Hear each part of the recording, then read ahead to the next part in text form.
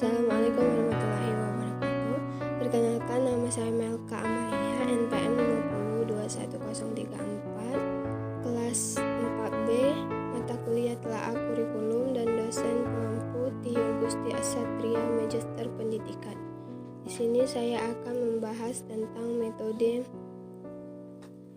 pengembangan kurikulum.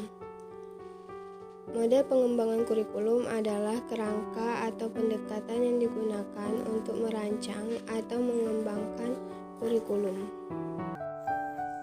Model Taylor mengembangkan tentang pertama, tujuan pendidikan yang ingin dicapai, lalu pemilihan pengalaman belajar untuk mencapai tujuan, kemudian pengorganisasian pengalaman belajar, dan dilanjutkan dengan evaluasi sesuai dengan tabel yang dibuat oleh model W. Taylor.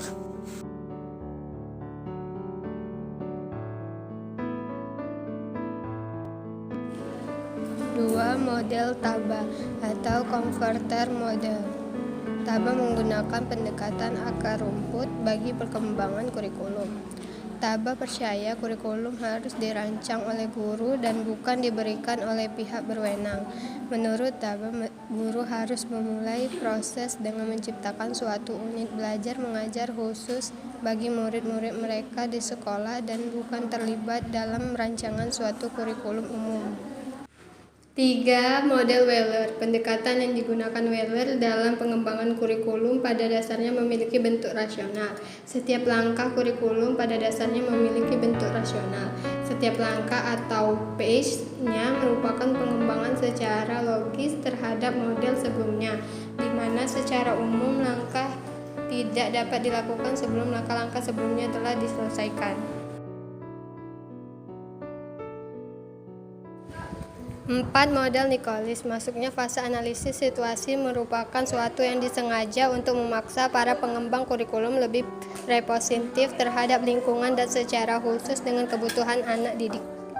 5. Model Skillback. Skillback berkata bahwa model dapat diaplikasikan secara bersama dalam pengembangan kurikulum, observasi dan penilaian sistem kurikulum, dan aplikasi nilai dari model tersebut terletak pada pilihan pertama.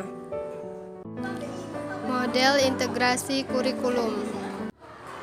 Model integrasi horizontal. Model ini mengintegrasikan berbagai disiplin ilmu atau mata pelajaran yang sejenis. Misalnya, dalam mengajar ilmu sosial dan sejarah dapat digabungkan menjadi satu mata pelajaran yang saling terintegrasi. Model integrasi vertikal. Model ini mengintegrasikan berbagai disiplin ilmu atau mata pelajaran yang berbeda tingkatannya. Misalnya, antara mata pelajaran IPA dan matematika dapat diintegrasikan dalam pembelajaran tentang sistem koordinat pada kelas yang lebih tinggi. Selanjutnya, ada model integrasi tematik. Model ini mengintegrasikan berbagai disiplin ilmu atau mata pelajaran dalam suatu tema tertentu yang diambil dari kehidupan nyata. Misalnya, tema tentang keanekaragaman hayati dapat mengintegrasikan berbagai mata pelajaran seperti IPA, biologi, geografi, bahasa Indonesia, dan sejarah. Selanjutnya, model integrasi multidisiplin. Model ini mengintegrasikan berbagai disiplin ilmu atau mata pelajaran dalam suatu proyek atau tugas terstruktur yang melibatkan keterampilan dan pengetahuan dari berbagai mata pelajaran. Struktur kurikulum SD terdiri dari 3 komponen. Yang pertama ada mata pelajaran pokok, muatan lokal, dan ekstrakurikuler.